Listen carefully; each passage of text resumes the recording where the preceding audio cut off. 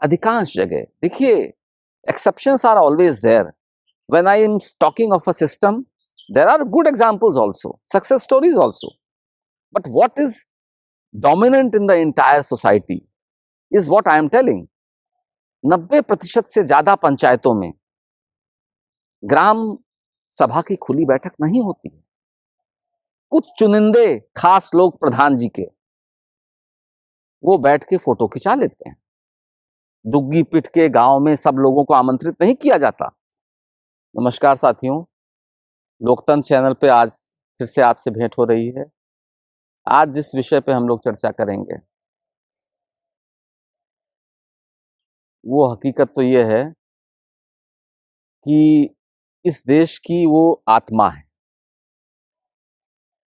और दुर्भाग्यवश पिछले 70 वर्षों में जो भी सरकारें आई उन्होंने बहुत कुछ विकास के काम किए होंगे, लेकिन जो सौतेला व्यवहार अपनी आत्मा के साथ किया वह बहुत दुखद एक विषय है। मैं बात कर रहा हूं ग्रामीण भारत, ग्राम पंचायतों की, ग्राम सभाओं की।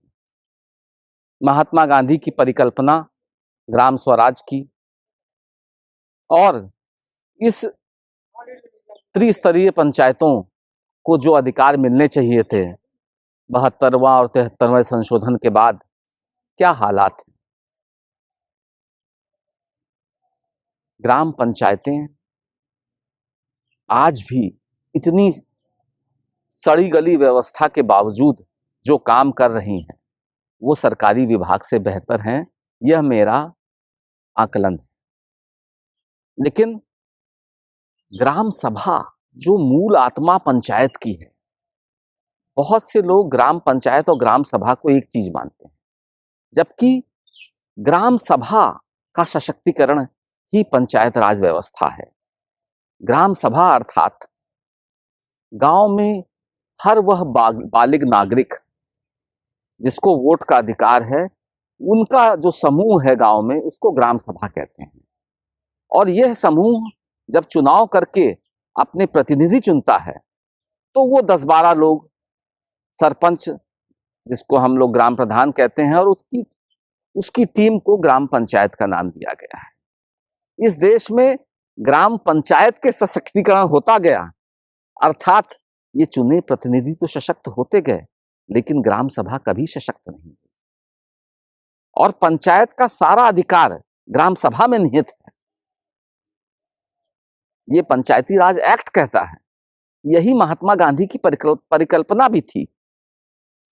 जो ग्राम पंचायत की खुली बैठक की बात होती है वो यही है कि ग्राम सभा एकत्रित हो एक पेड़ के नीचे और वह तय करे क्या होना चाहिए गांव में। आज की स्थिति अधिकांश जगह देखिए, exceptions are always there. When I am talking of a system, there are good examples also, success stories also. But what is dominant in the entire society is what I am telling. 90% से ज्यादा पंचायतों में ग्राम सभा की खुली बैठक नहीं होती है। कुछ चुनिंदे खास लोग प्रधान जी के वो बैठ के फोटो खिंचा लेते हैं। दुग्गी पिट के गांव में सब लोगों को आमंत्रित नहीं किया जाता। और मैं जीवित उदाहरण दे रहा हूं आपको महात्मा गांधी नरेगा का। महात्मा गांधी नरेगा ने आजादी के बाद जो अपने अधिनियम में परिकल्पना की है ग्राम पंचायत की, और जो ताकत दी है, वो आज तक किसी भी योजना ने नहीं दी।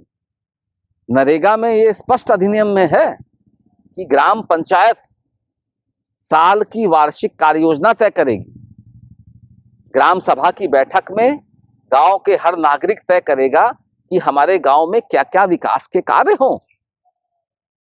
और अधिनियम में यह भी कहा गया है जो कार्य योजना तय होगी उसमें कौन काम पहले किया जाएगा, कौन बाद में किया जाएगा, इसमें भी संशोधन करने का अधिकार जिले के अधिकारियों को नहीं है। और वास्तविक रूप में क्या होता है, बीडीओ साहब, सेक्रेटरी साहब, प्रधान जी तय करते हैं कि गांव में कौन सा काम हो। मैं बांदा जनपद में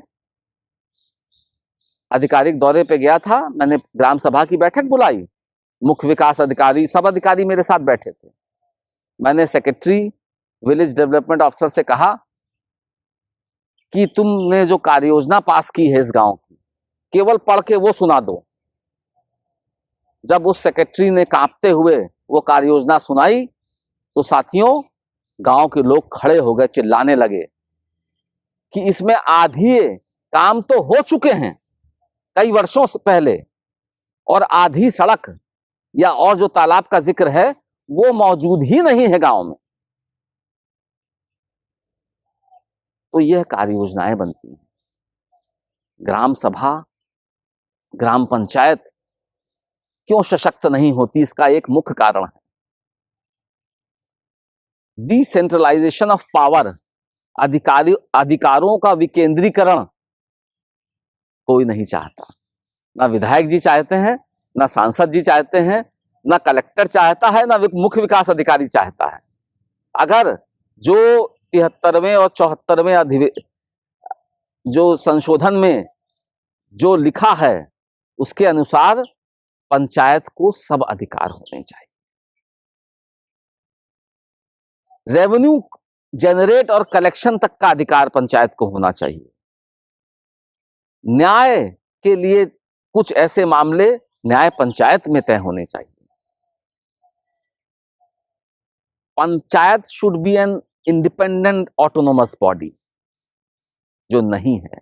और उसका कारण केवल यह है कि मैं अपने पास सारे अधिकार रखूं। और मैं आपको बता दूं, वर्तमान समाज में जो व्याप्त सिस्टम में भ्रष्टाचार है, जिस दिन पंचायत को वास्तविक अधिकार उसको मिल जाएंगे, 50% भ्रष्टाचार इस देश से अपने आप खत्म हो जाएगा। और मैं उदाहरण दे रहा हूं, मनरेगा योजना में अधिनियम में प्राविधान है कि जितना भी धन खर्च होगा उसका 50% पंचायत खर्च करेगी कम से कम, और उसके बाद line department, PWD, forest, RES, irrigation, horticulture, जिसको खर्च करना होगा। मेरा 12 साल का अनुभव है, पंचायत जो काम करा रही है गांव में, उस पर पूरे गांव की नजर है। 100 रुपए खर्च अगर पंचायत करती है तो कम से कम 60 रुपए नजर आते हैं गांव में, और वही जो 100 रुपए विभाग खर्च कर रहे हैं, 10 से 20 रुपए नजर आते हैं। बाकी कार्यालयों में बैठ के टेबल पे अधिकारी बांट लेते हैं। ग्राम सभा का सशक्तिकरण मेरा बहुत महत्वपूर्ण लक्ष्य, उद्देश्य है, और मैं इसकी जागरूकता और एक जन जागरण के लिए बहुत शीघ्र ही प्रदेश का भ्रमण करूंगा। धन्यवाद साथियों।